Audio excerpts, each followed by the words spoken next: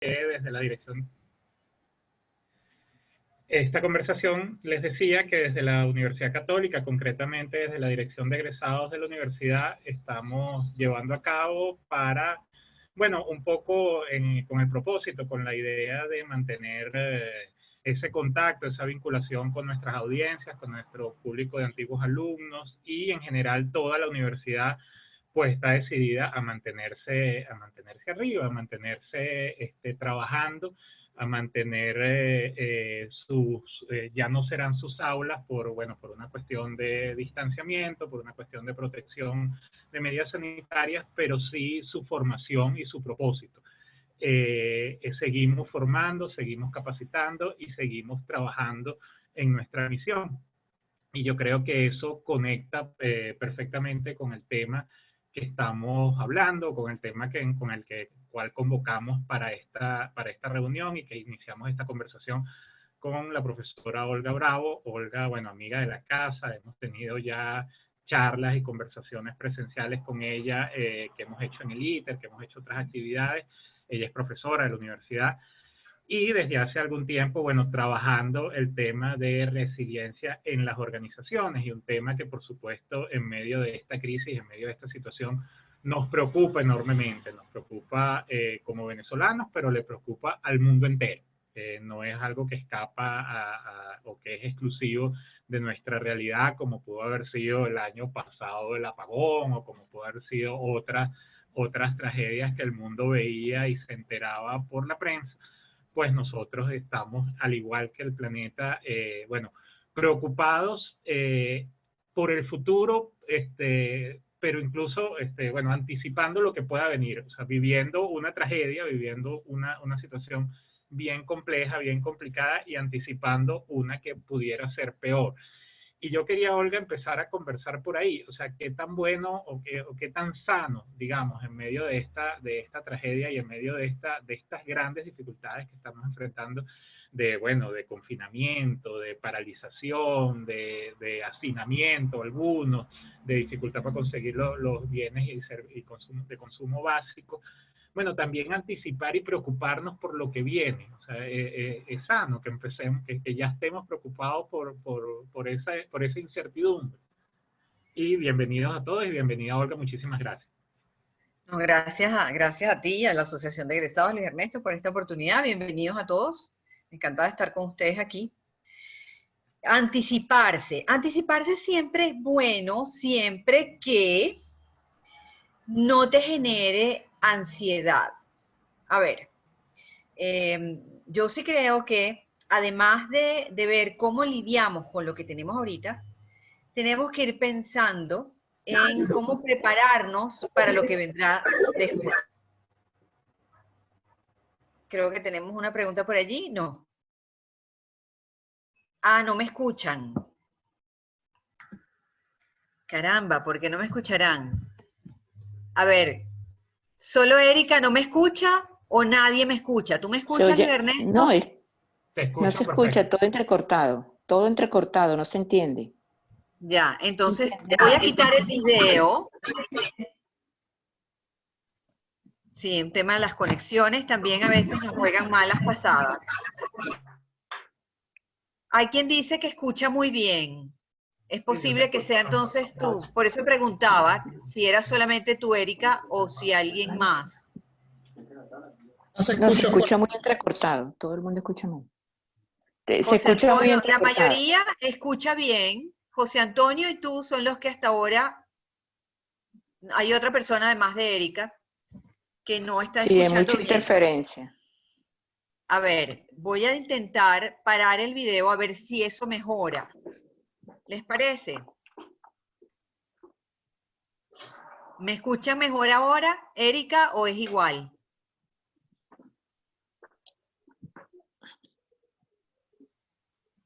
Apagar los otros micrófonos también ayuda a que haya menos interferencia. ¿Me escuchan ahora mejor o es lo mismo?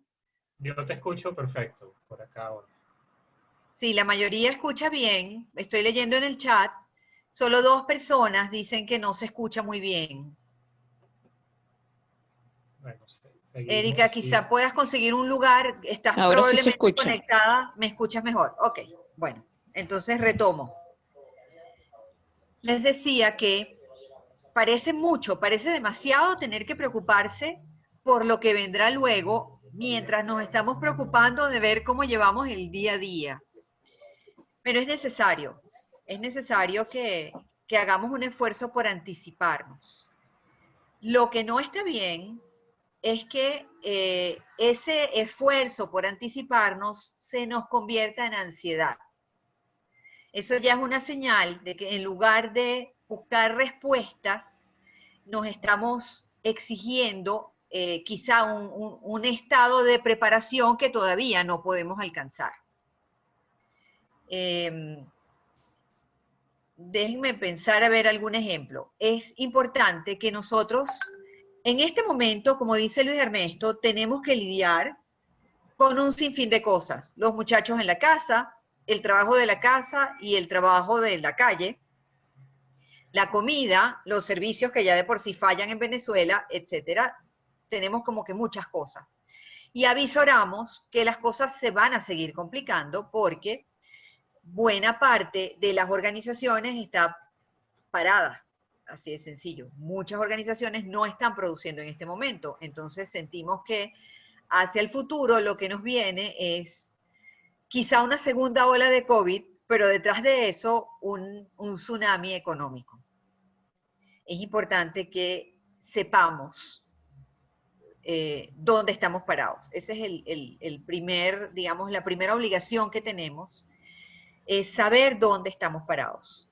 No para volvernos locos, no para caer en pánico, pero sí saber qué es lo que nos espera, de manera que podamos pensar cómo prepararnos para eso que nos espera. No sé, Luis, esa preparación, Olga, bueno, pasa por supuesto también, en el caso venezolano, bueno, se dificulta, bueno, porque las condiciones previas, las condiciones con las que llegamos aquí, con las que llegamos al 13 de marzo, no eran las mejores, ¿no? No eran las mejores desde el punto de vista financiero, no eran las mejores desde el punto de vista de mercados, no eran desde el punto de vista incluso de libertades económicas. Teníamos, hablando de las organizaciones, teníamos un panorama, bueno, un panorama complicado, un panorama difícil. Sin embargo, si uno revisa un poquito, hace un ejercicio retrospectivo, son 20 años de panorama difícil, son 20 al menos, ¿no? 20 años de sí, preocupaciones, 20 años de incertidumbre, y 20 años de cultivar o de armar un portafolio de herramientas, quizás, bueno, o por lo menos la buena gerencia de algún modo debía estar trabajando en armar un portafolio de herramientas para seguir afrontando tiempos tormentosos, ¿no? No el huracán, no el tsunami que se nos vino, pero ahí, digamos, más allá de prepararse y tener o los inventarios si es el caso, o la liquidez si es el caso, pero sí por lo menos los ejercicios y las modos, bueno, para enfrentar este tipo de tiempos, ¿no? O no sé si por ahí pudiéramos ir iniciando una conversación en cuanto a eso, a esa resiliencia organizacional y a ese trabajo que desde las organizaciones deben irse preparando. En efecto, una de las premisas que uno tiene que conocer sobre la resiliencia es que como capacidad tienes que desarrollarla para poder tenerla, para poder contar con ella cuando la necesites. ¿Qué quiere decir eso? Imaginen que vamos a montarnos en un bote, ¿sí? Y que el bote empieza a hacer agua. Si nosotros no nos hemos preocupado por llevar un salvavidas antes de subirnos al bote, por aprender a nadar antes de subirnos al bote, en ese momento va a ser muy difícil que nosotros hagamos algo para aprender a nadar. ¿Sí me explico? Las capacidades se desarrollan, las capacidades no se compran, las capacidades no se decretan, las capacidades se desarrollan. Y se desarrollan con una serie de prácticas que hacen la maestría en esa capacidad, ¿sí? Es como nadar o como montar bicicleta. Aprender a montar bicicleta, ¿cómo aprendes? Montando bicicleta. De la misma forma, aprendes a ser resiliente o adquieres resiliencia cuando tus conductas te ayudan a desarrollar ese set de capacidades, esa caja de herramientas de la que tú hablabas, tal cual, es como una caja de herramientas. Si usted hasta ahora no se ha preocupado por añadir herramientas a esa caja, debe estar pasándola muy mal en este momento. Lamentablemente hay una buena parte de la población, ya no hablando de organizaciones, que por supuesto hay muchas organizaciones que la están pasando muy mal, pero hablando de personas que viven del día a día, que la están pasando muy mal en este momento, porque no tienen la posibilidad que estamos disfrutando nosotros ahora, que es que utilizamos la tecnología para seguir siendo productivos. Hay muchas personas que no pueden hacer eso. Esas personas, repito, esas personas la están pasando mucho peor de lo que lo estamos pasando nosotros. ¿Qué se puede hacer? A ver, la resiliencia descansa en varios pilares. Y cuando hablamos de resiliencia, pues hablamos de resiliencia en organizaciones y hablamos de resiliencia en personas. Cuando nosotros hablamos de resiliencia en personas, estamos hablando de recursos, básicamente recursos y capacidades. Esos recursos y esas capacidades están relacionadas con las otras personas, con los demás. Hay un estudio, de hecho una de las primeras personas que utiliza el término resiliencia referido a los seres humanos, fue Edith Grothberg, y ella resume en una serie de sentencias, de oraciones, lo que para ella es la resiliencia en personas. Ella dice que las personas resilientes son personas por las que otros sienten cariño, por las que otros sienten aprecio. Son personas que logran lo que se proponen. Fíjate, cosa curiosa, la resiliencia nos prepara para malos tiempos, nos prepara para la adversidad, pero la resiliencia no es hija de la adversidad. La resiliencia, por el contrario, la resiliencia es hija de lo que llamamos capital social, de las relaciones que construimos con otras personas y de la confianza que tenemos en nosotros mismos, lo que se llama eficacia personal. Yo sé que las cosas pueden ponerse duras, pero confío en que voy a conseguir la manera de salir adelante. Entonces, la variable aquí más importante es el otro. Es el otro en tanto, es el otro en quien yo me apoyo, es el otro el que me brinda aprecio, el que me brinda cariño, es el otro el que me enseña límites. En general, todas estas, digamos, todo esto a lo que atribuye Edith Grothberg, la resiliencia personal, involucra al otro. Excepto quizá una en la que uno dice, o mejor dicho, ella dice, son tres los pilares de la resiliencia. Yo soy, yo tengo y yo puedo. Y cuando hablamos de yo soy, es lo que les decía, yo soy una persona apreciada por alguien más. Yo soy una persona tranquila, soy una persona que logra lo que se propone, soy una persona que siente empatía por los demás y que se preocupa por los demás. Soy una persona responsable de mis propias acciones. Yo tengo personas en mi entorno en quienes confío y que me quieren incondicionalmente. Tengo personas que me fijan límites a mi comportamiento, personas que me alientan a ser independiente o que me brindan un modelo a seguir. Tengo personas que me ayudan cuando estoy enfermo, en peligro o cuando necesito aprender. La tercera es el yo puedo. Yo puedo generar ideas o generar nuevas maneras de hacer las cosas. Y eso es importantísimo. Eso es lo que en psicología se llama reencuadre. ¿Cómo hago yo para reencuadrar una situación que es, la palabra negativa no me gusta, pero que es adversa? Una relación que es desafiante, una relación que supone para mí algún riesgo de algún tipo. ¿Cómo hago para reencuadrarla? ¿Cómo hago para, dado que me toca vivirla, qué puedo hacer para que sea lo menos negativa posible para mí? yo puedo realizar una tarea hasta finalizarla, el humor es muy importante, yo puedo encontrar el humor en la vida y utilizarlo para reducir tensiones, o puedo expresar mis pensamientos y puedo expresar mis sentimientos a alguien más. Entonces, como ves, para ella, la presencia del otro es crucial cuando estamos hablando de desarrollar la resiliencia. Entonces, cada uno de nosotros, en su entorno, con los vecinos, con su familia, con sus propios hijos, con sus compañeros de trabajo o como jefe, con sus colaboradores, es una persona que puede ayudar a los demás a desarrollar resiliencia. Fíjate, Olga, una de las, comenzando esta situación acá en Venezuela, recuerdo haber leído un trabajo de la Dirección de Proyección a la Comunidad de la universidad, donde mencionaba la dificultad en los barrios y en las zonas populares de cumplir con el confinamiento, de cumplir con la cuarentena, y lo traigo a colección porque lo conecto un poco con esto, y ese tejido y ese apoyo en los demás que se da en las zonas populares donde la codependencia de los habitantes es muy tupida, es muy necesaria, porque una es la que cuida al chamo, otro es el que provee de tal cosa, otro es el único que tiene el carro que permite que...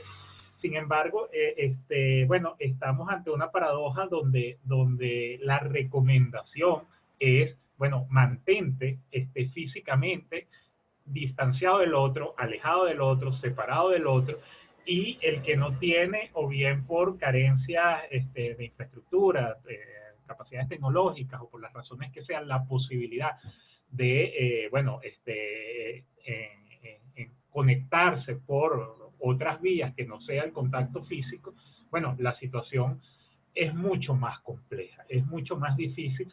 Y, bueno, de un lado demanda de los que estamos privilegiados, si se quiere, o fuera de ese lote, bueno, demanda comprensión, demanda aceptación de que no lo hace por irresponsable o algún otro adjetivo que pueda salir, pero también, bueno, demanda ver qué posibilidades hay de apoyo y de dotar de herramientas a esa buena parte de la población, probablemente la más grande. Sí, de hecho lo vemos. Te repito, las personas que tienen un empleo formal, tienen mayores posibilidades, porque sí estamos viendo que la mayoría de las organizaciones está resguardando a sus empleados. Muchísima gente está resguardando a sus empleados. Me consigo con muchísimas organizaciones de cualquier tamaño en las que se hacen cosas como trasladar a los empleados para que no tengan que utilizar transporte público, proveerles todo lo que hace falta para que si tienen que ir a su lugar de trabajo, lo hagan con seguridad para ellos y para los clientes, por supuesto. O bien los han mantenido en su casa. Y entonces son pequeños grupos los que mantienen la actividad de la organización para que el gran grupo pueda permanecer en su casa y pueda seguir recibiendo su remuneración. Entonces, las personas que tienen un empleo, digamos que al menos pueden estar en casa, buena parte de ellas, pueden estar en casa y tienen, digamos que al menos el ingreso lo tienen garantizado por un tiempo, mientras la organización se lo pueda proveer, mientras no se vea obligada a cerrar, digámoslo así. Pero sí, hay mucha gente que, como tú señalas, las personas que viven del día a día y que salen a la calle a trabajar, por ejemplo, boneros, este tipo de personas que no tienen un empleo formal, que está en una situación mucho más vulnerable. Porque, por un lado, si no salen a trabajar, no tienen cómo llevar alimento a sus casas, porque no cuentan con, digamos, como con un músculo financiero que les permita tener comida almacenada en casa como para no salir durante un tiempo largo. Entonces, no solo tienen que salir a comprarla, sino que tienen que salir a procurar el dinero que hace falta para comprarla. Ese es un problema gravísimo y lo estamos viendo. Pues, todo el tiempo quien sigue las redes sociales, pues podemos ver los videos de las zonas populares de Caracas, por ejemplo, cómo hay están utilizando máscaras, pero el intercambio, digamos, la presencia de gente en la calle es casi masiva. Eso es sumamente preocupante, sumamente preocupante. Tú hablabas ahorita de seguir las redes sociales y por lo menos en mi círculo profesional, en el entorno donde me desenvuelvo de periodistas, una de las preocupaciones que tenemos es bueno, sobre todo primero en el ámbito estrictamente gremial, ¿no? Es el exceso de información a la que estamos sometidos los que de algún modo estamos trabajando en brindar información, ¿no? Cuando hacemos medio en broma, medio en serio, test de cómo está su salud mental, bueno, todos salimos en shock, estresados, etcétera, y buena parte seguro es respondiendo afirmativamente a cuánta información consume, que son volúmenes muy altos. Por otra parte, por supuesto que son casos extremos, como pueden ser los médicos a lo que se enfrentan, que están en la primera línea de enfrentar la pandemia, pero en líneas generales, ¿no? La recomendación de seguir o no, qué tan informado debe estar, o qué tanta información debe consumir, o qué tanto tiempo debe dedicar a consumir información, o hacer complementada con hacer otras cosas, o en líneas generales, qué prácticas recomiendas o son en este momento para favorecer o fortalecer esa resiliencia. Es muy importante estar informado, muy importante. Sin embargo, no se puede creer cualquier cosa que se escucha. Uno tiene que aprender a identificar fuentes que sean realmente confiables. Y la información la consumes en la medida en que te da algo nuevo. Escuchar repetidamente la misma historia una y otra vez no te va a dar herramientas nuevas. Entonces, creo que hay que estar informado. Creo que en el momento en que uno escucha o lee algo que ya leyó antes, debe descartarlo, así de sencillo. Yo misma me pregunto, tú sabes bien, Luis Ernesto, que además de la docencia, pues tengo un emprendimiento y tengo las mismas preocupaciones que mucha otra gente. En este momento, por ejemplo, nosotros estamos trabajando, mi socio y yo, y los empleados están todos en su casa, porque es la mejor manera que hemos conseguido de protegerlos. ¿Qué otra cosa he hecho yo particularmente? Estar informada, ¿sí? Todos los días reviso qué se sabe sobre la transmisión, porque me pregunto, ¿será que hay algún punto intermedio? Por ejemplo, las personas que ya han sufrido y que salen, digamos, inmunes, o sea, las personas que son asintomáticas y ya no tienen el virus, ya no lo pueden contagiar, podrían movilizar la economía. El tema es que para eso hacen falta tests. Nosotros no lo tenemos. En Alemania, por ejemplo, ya están entregándole a las personas un carnet que dice, ya yo estoy inmunizado por contagio. Sin embargo, la misma Angela Merkel tiene muchas reservas con respecto a eso, porque esta situación es inédita, este virus es nuevo. Nosotros todavía no sabemos si podemos sufrirlo más de una vez. O sea, si una persona que lo haya padecido quedó realmente inmunizada o por cuánto tiempo quedó inmunizada. Porque hay enfermedades por las que digamos, las padeces y entonces te inmunizan por 3 meses o te inmunizas por 6 meses. Hay otras que no, hay otras que repiten. Y todavía no sabemos, no tenemos tiempo suficiente para saber cómo se comporta realmente este virus. Entonces esto es una situación retadora como nunca antes, porque tiene mucho, es inédita desde muchos puntos de vista. Hay que tener mucho cuidado entonces en la forma en que te relacionas con otros. Sabemos muy bien cómo se contagia, afortunadamente eso sí lo sabemos. Entonces esa sí es información que debe manejar todas y cada una de las personas. En la medida en que tú sabes cómo se contagia, pues de alguna manera puedes protegerte de ese contagio. En el caso de que no puedas acudir al distanciamiento social o a la cuarentena.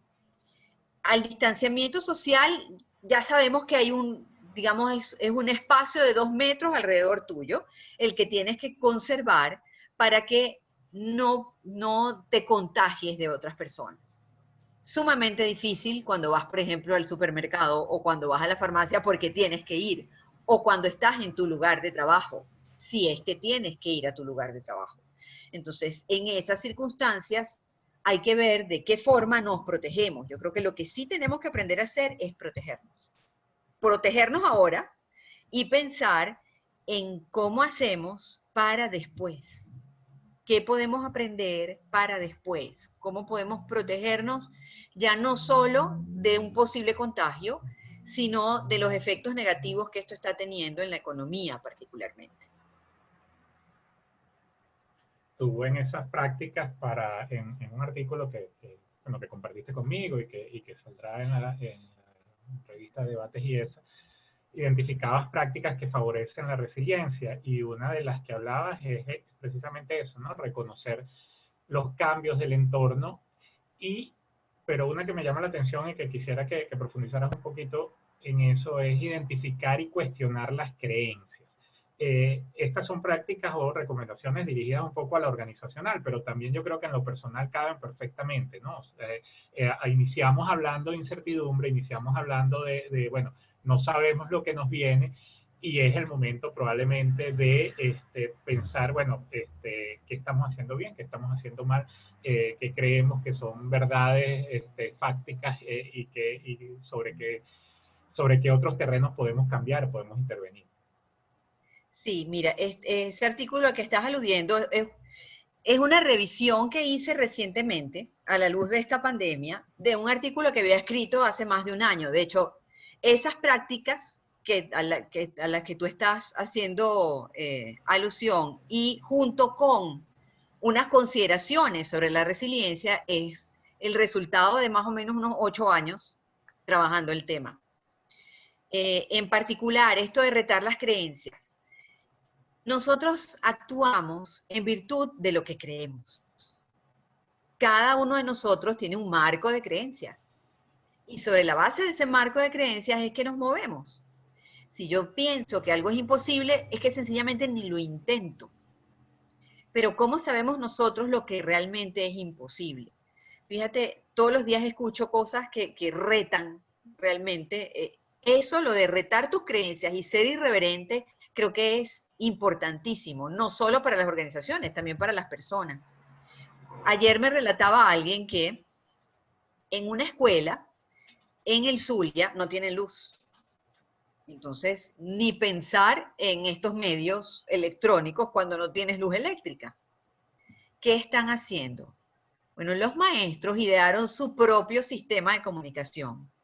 Sacaron las pizarras las tienen fuera de la escuela, en el perímetro de la escuela, y en las pizarras colocan las tareas que tienen que hacer los muchachos, referencias, etc.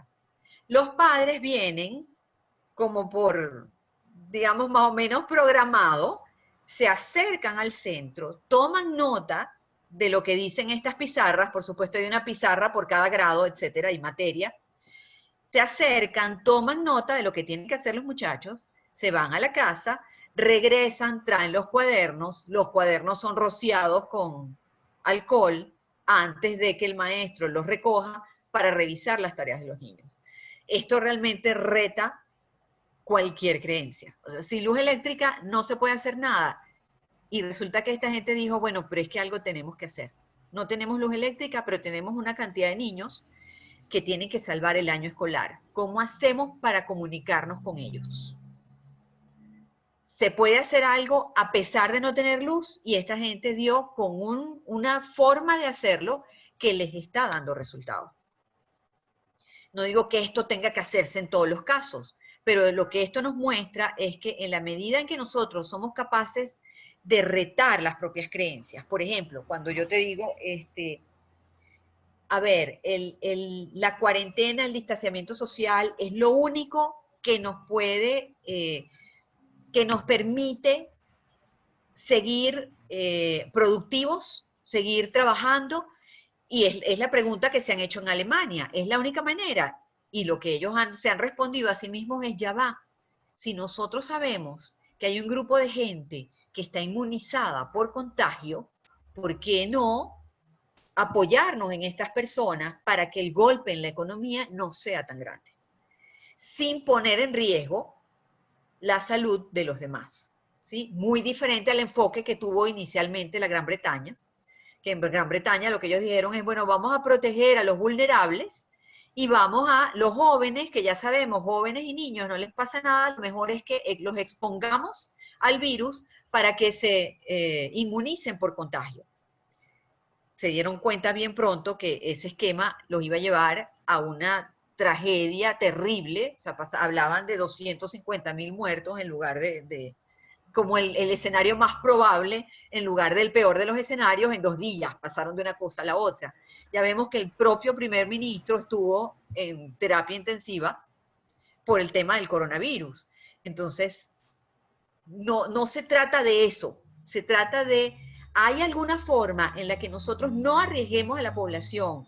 ¿Hay maneras en las que no me arriesgue a mí misma y pueda seguir productiva? El teletrabajo es una respuesta a eso, por ejemplo, para muchas organizaciones que jamás habían teletrabajado, ¿sí? El delivery, por ejemplo, muchas organizaciones dedicadas a la venta al detalle, pues lo que están haciendo es que no atienden personal en sus tiendas, sino únicamente hacen entregas a domicilio. Entonces, a eso es a lo que me refiero. Cuando tú eres capaz de retar tus creencias, todo lo que tienes que hacer es decir, oye, ¿será esta la única forma? ¿Habrá otra manera? Sin esperar tener una respuesta, simplemente retarte a ti mismo. ¿Habrá otra manera? En el momento en que tú dices, ¿habrá otra manera?, comienzas a buscar. Y puede ser que consigas algo, puede ser que no, pero puede ser que sí. Entonces, abrir la posibilidad a ese sí es sumamente valioso. Claro, y no tener miedo bueno, a que a la primera falles, a la primera o a la segunda. Creo que en tiempos como una de las recomendaciones es no tenerle miedo al fracaso. Pues, estamos, si no tirando flechas, porque hasta los científicos, hasta los médicos, con tratamientos, con medicinas, están probando a ver qué tanto funciona, qué tanto no. Bueno, en las organizaciones y en los entornos más domésticos, ¿no? En el condominio, en la familia, en la escuela. Uno de los ejemplos ahorita que mencionas, ese de las escuelas en Maracaibo, un emprendimiento que conozco de cerca de unos amigos, es el Bus TV. Es una experiencia de llevar información a los autobuses y a las camionetas por puesto, y un grupo de muchachos leen un guión de informaciones del día. Bueno, ahorita en una situación como esta, de distanciamiento social, donde una de las premisas es proteger también a tu equipo y proteger a tu gente, bueno, eso se dificulta, eso no es una medida tan fácil.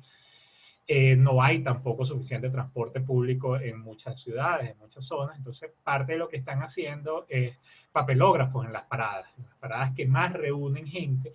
Están escribiendo y llegan muy temprano, antes de que llegue la mayor cantidad de gente, que se concentre la mayor cantidad de gente. Bueno, dejan un papelógrafo con las noticias que creen que son esa agenda o esa agenda del día más importante, y siguen manteniendo su misión, su propósito, sigue en estas circunstancias arriba. Sí, creo que es muy importante lo que estás diciendo. Lo único en lo que me atrevería como que a matizarlo, Ernesto, no matizar, sino comentar que sí es muy importante que siempre midamos riesgos. Es decir, sí, este es el momento de ser osados, este es el momento de intentar, este es el momento de no temerle al fracaso, siempre que esos intentos no me expongan. ¿Sí? O sea, ya hay cierta información que manejamos. Claro, Repito, ya sabemos cómo se transmite. Entonces, chévere, estos muchachos, por ejemplo, de Bus TV dicen, bueno, no nos podemos subir al autobús, pero para informar tenemos que subirnos al autobús. A eso es a lo que me refiero cuando digo reta tu creencia. Hasta ahora el modelo de mi había sido... propósito es subirme al autobús, o mi propósito es informar. Exactamente. De eso se trata. Que empieces a separar, que tú digas, bueno, ya va. Yo realmente lo que quiero es informar. Yo no quiero subirme al autobús. Me subo al autobús porque quiero informar. Hay otras maneras de informar. Y fíjate que entonces cuando te haces esa pregunta, dices, bueno, la parada, no nos obligamos, no estamos subiendo al autobús, pero sí estamos llegándole a la gente que usa el transporte público. Entonces, eso es muy importante que lo hagamos. con todas las esferas de nuestra vida, con los chamos que tenemos en la casa. Por ejemplo, ahorita estoy súper preocupada por ese tema porque pues otro de los temas que yo trabajo es justamente el teletrabajo, los equipos virtuales de trabajo desde hace muchos años, hace 20 años ya. Y me estaba preguntando, justamente ayer, yo decía, bueno, hay una pata que le falta a mi mesa. Es justamente qué hacer con los chamos que los tienes en la casa todo el día. Pero eso no solamente es para quien teletrabaja, sino para todas, pues para todos los adultos, porque tienen a los niños en casa. Entonces, aunque no trabajes para un tercero, tienes el trabajo de la casa por hacer y tienes la atención de ellos. Entonces, ¿cómo hacer para atenderlos? Si uno de entrada dice, es imposible, si tengo los chamos en la casa, no puedo hacer nada, pues sencillamente ni siquiera lo intentas, ni siquiera lo piensas. Pero si tú dices, ¿podrá haber alguna manera en que yo concilie esto? ¿Habrá algún modo en que logre atender mi casa, atender el trabajo que hago fuera de casa, que ahora lo estoy haciendo desde la casa, y atender a los muchachos que están en la casa? Y sí hay maneras, pero tienes que hacerte esa pregunta. Entonces, es crucial. Me encanta que hayas elegido de las 5 prácticas que hayas elegido esa, porque sí, o sea, después de saber dónde estamos parados, es muy importante que estemos dispuestos a retar nuestras creencias. Y también quisiera aprovechar para invitarlos a hacer sus preguntas. A lo mejor nos enredamos un poco si todos hablamos, pero las pueden hacer por el chat y las vamos leyendo porque también me interesaría saber y aclarar alguna duda de los que están en este momento conectados. Tú terminas en esas recomendaciones y es algo de lo que hemos hablado ya a lo largo de esta conversación, con una sentencia, ¿no? Nadie gana la batalla solo, ¿no? Aquí volvemos a la necesidad de apoyarnos, de reconocer nuestras debilidades, reconocer nuestras fortalezas, reconocer en el otro también las fortalezas que nos pueden hacer grandes, y es una recomendación también que por supuesto, en momentos como este, donde se nos dificulta todo nuestro margen de acción, pero es una recomendación también de esas buenas prácticas que tendría que quedar, ¿no? Que tendría que hacerse presente más allá de la coyuntura y más allá de la crisis actual. Sí, fíjate, aunque nosotros,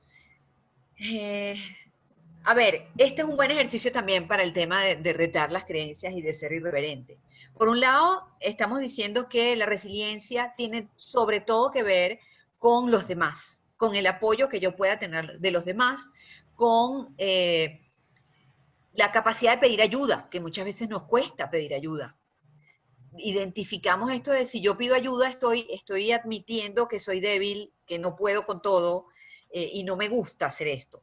Pero las personas resilientes son personas que aprenden a pedir ayuda, a solicitar ayuda y a dar ayuda también a los demás. ¿Cómo hacemos para darnos ayuda si la pauta es el distanciamiento social? Bueno, de nuevo, para darnos ayuda tenemos que estar uno al lado del otro.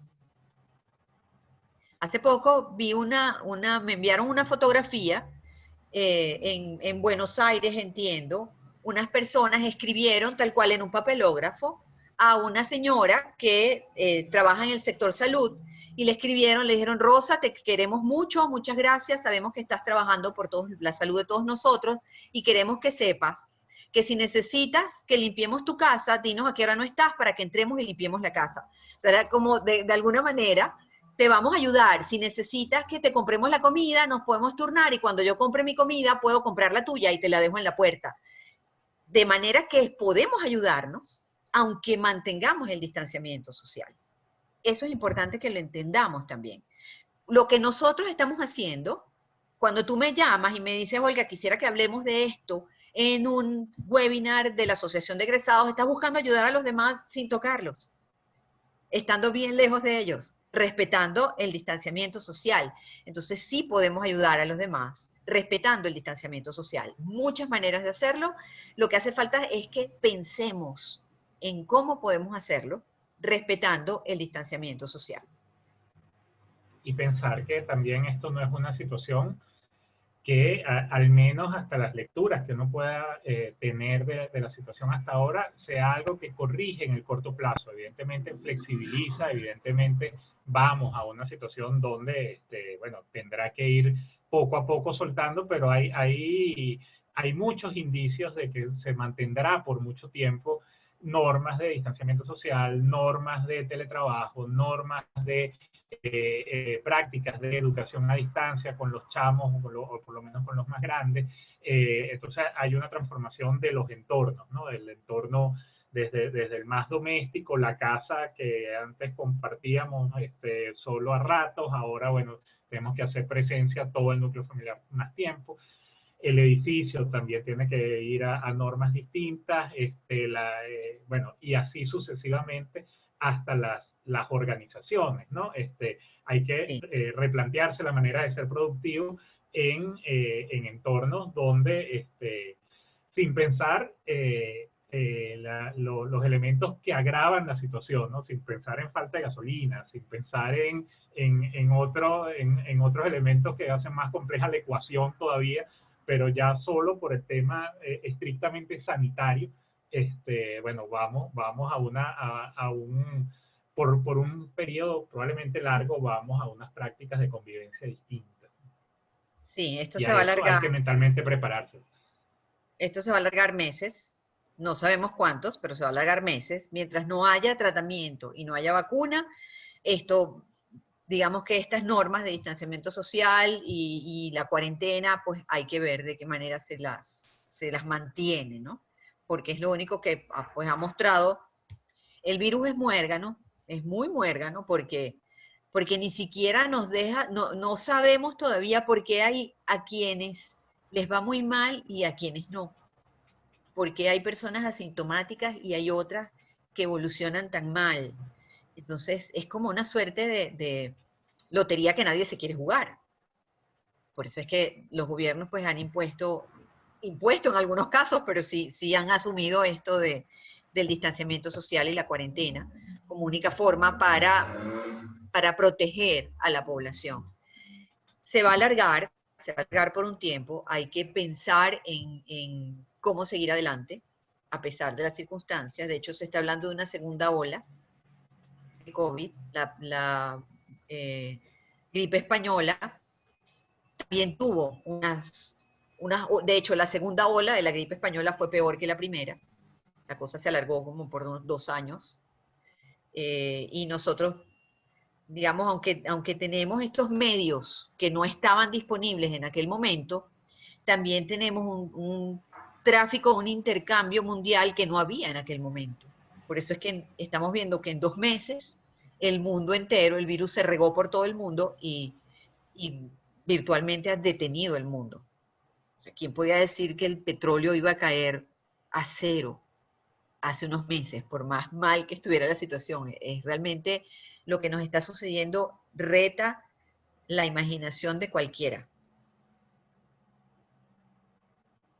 ¿Preguntas? A ver, ¿quién tiene alguna pregunta que hacer o algún comentario que hacer? ¿Algún aporte que quiera dejar a los demás? Estoy revisando el chat, no veo preguntas por ahí. Yo tampoco veo preguntas en el chat, pero si nos escuchan bien, espero que sí, si no, Sí, ya lo habrían dicho por el chat también. ya, exacto, o ya se habían desconectado. Sí, Bueno, tal cual, bueno, yo de mi parte quiero, quizás para ir cerrando, agradecerle a todos ustedes y recordarle a los antiguos alumnos, a los vinculados de alguna u otra forma a la Universidad Católica Andrés Bello, que en eso está la universidad, ¿no? Quiero dejar aquí un mensaje también desde parte de la organización a la que en este momento represento. La universidad, bueno, se vio obligada a replantearse, ¿no? Si bien tiene años, tiene desde finales del siglo pasado trabajando y pensando en modelos de educación a distancia, modelos de virtualización, siempre desde una esfera, bueno, casi puntual o muy específica, alguna materia, algún programa. Bueno, tuvimos que replantearnos y pensar en un modelo que abarcara a toda la universidad y pensarlo y ejecutarlo en cuestión de semanas. Eso es un reto enorme reto muy grande desde el punto de vista, bueno, de infraestructura, desde el punto de vista de la organización que está pensada para un modelo educativo y tiene que ejecutarlo de otra forma, de un día para otro, pero en eso estamos, ¿no? En ningún momento, y eso es algo que los UCABistas podemos sentirnos muy orgullosos, la universidad pensó en que una posibilidad era bajar los brazos, siempre pensando cómo vamos a hacer, cómo vamos a seguir, y desde el día uno, bueno, ya suponiendo que esto venía, irnos preparando. Nosotros, cuya misión, cuyo propósito tiene que ver con la vinculación con los antiguos alumnos, la vinculación con los egresados, también, bueno, no podemos organizar cosas en la universidad, no podemos vernos a la cara, bueno, vamos a hacer todo lo posible por mantenernos vinculados y que ustedes sientan la universidad también en cualquier lugar donde se encuentren, y nosotros muy agradecidos de la respuesta que han tenido este tipo de actividades que hemos hecho desde la dirección y desde las escuelas y desde muchas dependencias de la universidad. Así que mi agradecimiento, toda mi reconocimiento a esa respuesta por parte de ustedes, y la invitación a que sigan atentos bueno, a otras convocatorias que haremos en los próximos días. Muy agradecido, Olga. ¿Algún mensaje para despedir? Tenemos una pregunta por aquí. Ajá. Roxana dice, herramientas personales que se recomienden para manejar mejor la situación. Sí, quería responderle a Roxana, y también quería insistir en lo que tú acabas de decir. La universidad creó capacidades, Luis. La universidad se preparó sin saber que era para esto, pero la universidad en su caja de herramientas incluyó la educación en línea desde hace muchos años, como tú lo estás diciendo. Hace más de 20 años la Universidad Católica comenzó con, curiosamente, una materia. En aquel momento estaba yo empezando en la universidad y me vincularon al tema. Comenzó a hacer pruebas, y ya después de eso la universidad tiene muchísimas materias que son virtuales y que funcionan muy bien. Por eso es que ha podido en tan corto tiempo reaccionar y montar todas las materias desde la virtualidad. Ahora, con respecto a lo que decía Roxana, hay un set de fortalezas que se asocian con la resiliencia. Tienen que ver, por ejemplo, con la creatividad. Y una cosa muy importante es que nosotros somos resilientes por diseño. La evolución nos ha hecho resilientes por diseño. La creatividad, todos somos creativos. ¿Para qué nos sirve la creatividad? Para generar comportamientos que son novedosos, para generar respuestas poco comunes ante situaciones también poco comunes. Otra fortaleza que se asocia con la resiliencia es la persistencia. Mantenerse firmes. No consigues una respuesta a la primera, sigues insistiendo, pero tienes que ser capaz de superar el desaliento que nos deja que las cosas no salgan como queremos. Por eso se habla de persistencia. Otra cosa muy importante es la inteligencia emocional. ¿Qué cosa es eso? Que yo sea capaz de conocer mis emociones y aceptar mis emociones. No hay emociones negativas. Lo que hay es emociones fuera de control. Lo negativo es una emoción fuera de control, pero el miedo, la rabia, tienen su espacio también. Y son, digamos, también son hijas de la evolución. El miedo me protege del riesgo. Y la ira también me protege, porque la ira hace que yo me muestre fuerte frente a ciertas amenazas. El tema es que cuando esas emociones se salen de control, juegan en mi contra. Otra cosa muy importante es la gratitud. La gratitud es el cemento de las relaciones sociales. Todo este rato, Luis Ernesto y yo hemos estado hablando de lo importante que es el otro para la resiliencia de cada uno de nosotros. Y es justamente la gratitud, eso que nos une a los demás. ¿Qué cosa es la gratitud? Es la capacidad de reconocer que estamos recibiendo ayuda de alguien más. Cuando nosotros decimos, no, yo me hice a mí mismo, es mentira. Nadie se ha hecho a sí mismo. Todo el mundo ha recibido muchísima, en mayor o menor grado, ayuda de los demás. Y la última es el perdón. El perdón es muy importante porque el perdón nos libera de resentimientos. El perdón hace que dejemos atrás las cosas que ya no nos que ya no nos sirven, que ya no nos alimentan o que ya no tienen ningún aporte para nosotros, nos deslastramos de eso para poder seguir adelante. Entonces, esas 5 fortalezas es muy importante que nosotros las cultivemos. Lo que decíamos al comienzo, la resiliencia se cultiva, la resiliencia no se compra, no se decreta, no se adquiere de un momento a otro, se cultiva y se cultiva a través de este tipo de fortalezas y a través de las conductas que hemos conversado Luis Ernesto y yo. ¿Qué otra dice aquí? Resumir tips para seguir aguantando esta situación a título personal.